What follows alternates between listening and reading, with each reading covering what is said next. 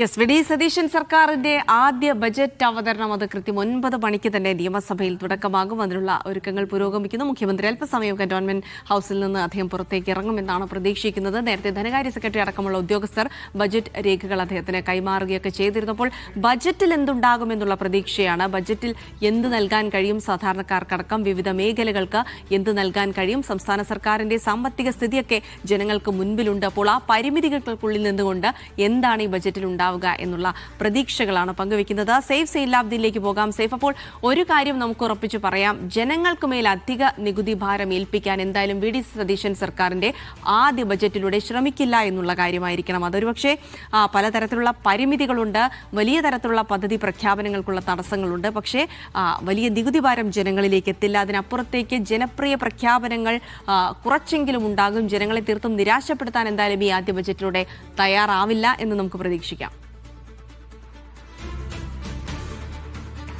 അത് ജിൽസി, ജനങ്ങളെ നിരാശപ്പെടുത്തില്ല എന്ന് വിചാരിക്കാം. കാരണം ഒരു സർക്കാരിൻ്റെ ആദ്യത്തെ ബജറ്റാണ്. 10 വർഷത്തിന് ശേഷമാണ് UDF ഒരു ബജറ്റ് അവതരിപ്പിക്കുന്നത്.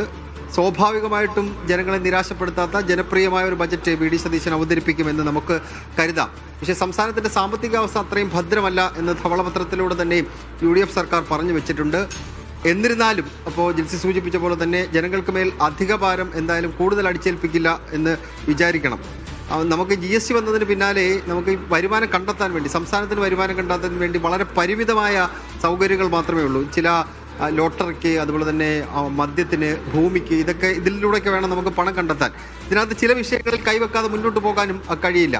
അത് മദ്യത്തിൻ്റെ വില ചിലപ്പോൾ കൂട്ടിയേക്കാം. ഭൂമിയുമായി ബന്ധപ്പെട്ട വിഷയത്തിൽ അതിനകത്ത് കൈവെക്കാനുള്ള സാധ്യത ഉണ്ട്. അത് രജിസ്ട്രേഷൻ അടക്കമുള്ള കാര്യങ്ങളിലെ ചിലവ് അത് വർദ്ധിപ്പിക്കുക എന്നുള്ളതായിരിക്കാം ഒരുപക്ഷെ ചെയ്യാൻ പോകുന്ന മറ്റൊരു പ്രധാനപ്പെട്ട കാര്യം. പിന്നീട് പിരിച്ചെടുക്കാൻ ഒരുപാട് പണമുണ്ട് എന്ന് വി.ഡി. സതീശൻ പല ഘട്ടങ്ങളിലായി, പ്രതിപക്ഷ നേതാവായിരുന്ന 5 വർഷവും അദ്ദേഹം നിയമസഭയിൽ സാമ്പത്തികവുമായി ബന്ധപ്പെട്ട വിഷയങ്ങൾ സംസാരിക്കുമ്പോൾ ഏറ്റവും അധികം വിമർശനങ്ങൾ ഉന്നയിച്ചിട്ടുള്ളത് സർക്കാരിൻ്റെ കെടുകാര്യസ്ഥതയാണ്. നികുതി പിരിച്ചെടുക്കാനുള്ള സർക്കാരിൻ്റെ കെടുകാര്യസ്ഥതയാണ്. അതിനകത്ത് വി.ഡി. സതീശൻ എന്താണ് ചെയ്യാൻ പോകുന്നത്, എന്ത് വിസ്മയമാണ് അതിൽ നിന്ന് ഉണ്ടാക്കിയെടുക്കാൻ പോകുന്നത് എന്നുള്ളതാണ് ഏറ്റവും പ്രധാനപ്പെട്ട മറ്റൊരു വിഷയം. അതിനൊപ്പം തന്നെ സ്വർണവുമായി ബന്ധപ്പെട്ട വിഷയം അദ്ദേഹം നേരത്തെ തന്നെ പല ഘട്ടങ്ങളിൽ അദ്ദേഹം പറഞ്ഞിട്ടുള്ള ഏറ്റവും വലിയ വിമർശനങ്ങളിൽ ഒന്ന്, സ്വർണത്തിൻ്റെ സാധാരണഗതിയിൽ ടേൺ ഓവർ പ്രകാരം, സ്വർണത്തിൻ്റെ വിറ്ററിവിൻ്റെ ടേൺ ഓവർ പ്രകാരമുള്ള പൈസ സംസ്ഥാനത്തിന് കിട്ടുന്നില്ല. 600 കോടിയോളം രൂപ മാത്രമാണ് നമുക്ക് GST മുഖേന സ്വർണ്ണവിൻ്റെ വിൽപ്പനയുമായി ബന്ധപ്പെട്ട് കിട്ടുന്നത്. 15,000 കോടിയോളം രൂപ നമുക്ക് കിട്ടേണ്ടതാണ് എന്ന് പല ഘട്ടങ്ങളിൽ അദ്ദേഹം പറഞ്ഞിട്ടുണ്ട്. അത് പിരിച്ചെടുക്കാൻ വേണ്ടി വി.ഡി. സതീശൻ എന്തെങ്കിലും ചെയ്യുമോ എന്നുള്ളത് ഒരു പ്രധാനപ്പെട്ട പോയിന്റാണ്.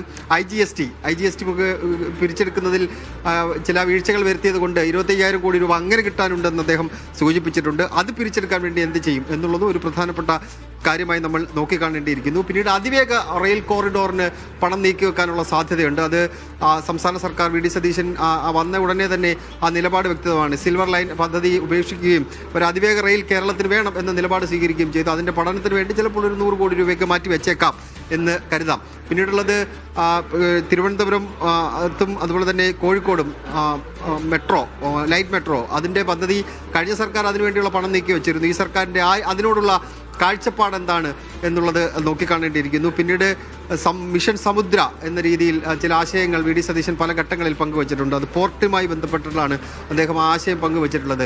അതെങ്ങനെയാണ് നടപ്പാക്കാൻ വേണ്ടി ഉദ്ദേശിക്കുന്നത് എന്ന കാഴ്ചപ്പാട് അറിയേണ്ടിയിരിക്കുന്നു. പിന്നീടുള്ളത് ജനങ്ങളെ ബാധിക്കുന്ന ഏറ്റവും പ്രധാനപ്പെട്ട കാര്യമാണ് ഇന്ദിരാ ഗ്യാരണ്ടിയുമായി ബന്ധപ്പെട്ട കാര്യങ്ങൾ. 25 ലക്ഷം രൂപയുടെ ഇൻഷുറൻസ് പദ്ധതി, അത് നടപ്പാക്കാൻ വേണ്ടി എത്ര പണം നീക്കിവെക്കും, അത് ആ പദ്ധതി പ്രഖ്യാപിക്കുമോ എന്നുള്ള ചോദ്യം.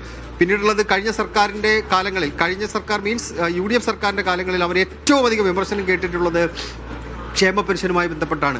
600 രൂപ ക്ഷേമ പെൻഷൻ നിങ്ങൾക്ക് കൊടുക്കാൻ കഴിയാത്ത നിങ്ങൾ എങ്ങനെയാണ് 3000 രൂപ ക്ഷേമ പെൻഷൻ കൊടുക്കുന്നതെന്ന ചോദ്യമാണ് ഈ പ്രകടന പത്രിക വന്നതിന് പിന്നാലെ പ്രതിപക്ഷം, അന്ന് ഭരണപക്ഷത്തുണ്ടായിരുന്ന നേതാക്കന്മാർ അടക്കം ചോദിച്ചത്. 18 മാസം നിങ്ങൾ കുടിശ്ശിക വരുത്തിയവരാണ്. പിന്നീട് ആദ്യ പിണറായി സർക്കാർ അധികാരത്തിൽ വന്നപ്പോഴാണ് ആ പണം നൽകിയത് എന്ന് അടക്കം പറഞ്ഞിട്ടുണ്ട്.